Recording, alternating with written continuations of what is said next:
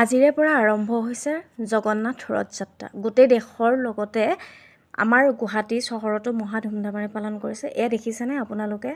এই দৃশ্যটো হৈছে উলুবাৰীৰ ব্ৰিজৰ তলত। কি ধুনীয়া এটা পৰিৱেশৰ মাজেৰে তেওঁলোক আহি আছে, আপোনালোকে দেখিছেনে? মই ভাবিলোঁ সেয়ে আপোনালোককো দেখুৱাই দিওঁ।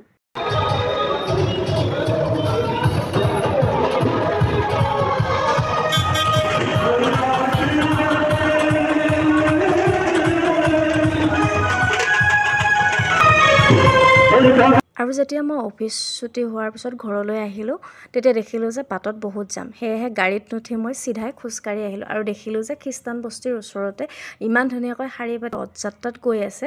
দেখি মোৰো ভাল লাগিল আৰু তেওঁলোকৰ লগতে ময়ো গুচি আহিলোঁ। আহকচোন আমি চাওঁ, ইমান ধুনীয়া এটা পৰিৱেশৰ মাজেৰে তেওঁলোক গৈ আছে আৰু আমিও গৈ থাকোঁ।